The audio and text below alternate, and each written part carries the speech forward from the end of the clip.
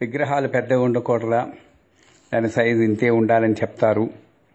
పెద్దవి ఉండడంలో తప్పేమిటి? భక్తి కదా ప్రధానం.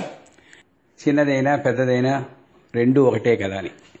ఈ విగ్రహం మీ ఇంటికి రావడం కానీ, ఒక యంత్రం మీ ఇంటికి రావడం కానీ మీ చేతుల్లో లేదు. ఎందుకంటే శ్రీచక్రం కావాలని చాలామంది కోరుకుంటారు. నా దగ్గరే చాలామంది నెలల తరబడి అడిగిన వాళ్ళు ఉన్నారు. అది వెళ్ళదు. ఒక్కొక్కప్పుడు లేట్ అవుతుంది. ఒక్కొక్కప్పుడు వచ్చినా ఇంట్లో మళ్ళీ ఎవరో భయం పెట్టడంతో చేసుకోలేకో ఎక్కడో ఇచ్చేయడం జరుగుతుంది. అంచేత ఏది మన చేతిలో లేదు.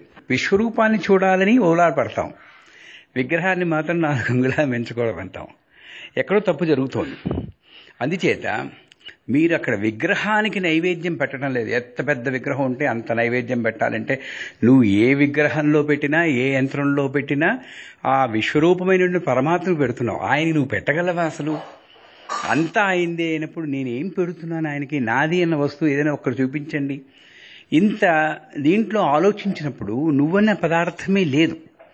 అంచేత మామూలు వాళ్ళ ఇళ్ళలో పెద్ద పెద్ద విగ్రహాలు ఉంటాయి. వాళ్ళకి ఏవో కష్టాలు వచ్చాయంటే అది విగ్రహం వల్ల వచ్చింది అనుకుంటే మన ఇంట్లోనూ 5 అడుగుల 10 అంగుళాలు 6 అడుగుల కొడుకులు ఉంటారు, కూతుళ్ళు ఉంటారు. ఈ విగ్రహాల వల్ల కూడా మనకి కష్టాలు వస్తుంటే వాళ్ళని మళ్ళీ బయటికి తరిమేస్తామా? తరమం. ఇది ఓన్లీ బొమ్మలు కాబట్టి బయట విసిరేస్తాం. ఈ భావం నుండి బయటికి రావాలి మనం. అంచేత ఇవన్నీ కూడా భక్తి ప్రధానం, శ్రద్ధ ప్రధానం. ఈ రెండు ఉన్నప్పుడు విగ్రహం యొక్క కొలత కానీ, మంత్రం ఏ మంత్రము అనేది కానీ ఏమీ లేదు. మీరు చూడండి, చిన్న చోకామేళ అలాంటి భక్తులు కానీ, భక్త కన్నప్ప వీళ్ళది అమాయకమైనటువంటి భక్తి. అక్కడ దేనికి ఇంపార్టెన్స్ ఇవ్వరు.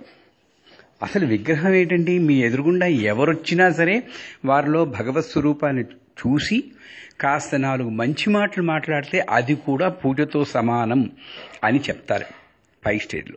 అంచేత మన నడవడిక, భక్తి, ప్రేమ, శ్రద్ధ ఇవన్నీ ఉన్నప్పుడు మిగతా వాళ్ళ వినకండి, దాన్ని చూసి భయపడిపోకండి. మీ అంతటా ప్రయత్నం చేస్తేనే ఆ విగ్రహాలు మీ ఇంటికి రావట్లేదు. వాడికి ఎందుకో మీ దగ్గర ఉండి మిమ్మల్ని కాపాడుతూ మీ ప్రేమను పొందాలనుకుంటాయి కొన్ని విగ్రహాలు. రానివ్వండి, పర్లేదు. మీకు తోచింది ఏదో పెడతారు. వాళ్ళకి తెలుసు మీ ఇంట్లో ఏ ఉన్నాయి, ఏ పప్పులు ఉన్నాయి, ఏ ఉప్పులు ఉన్నాయి, లేనివి అన్నీ తెలియకుండా రావు కదా. అంచేత భయం లేకుండా మన ఇంటికి ఏది వస్తే దాన్ని పూజించడం అలవర్చుకుంటే మంచిది. శ్రీమాత్రే నమః.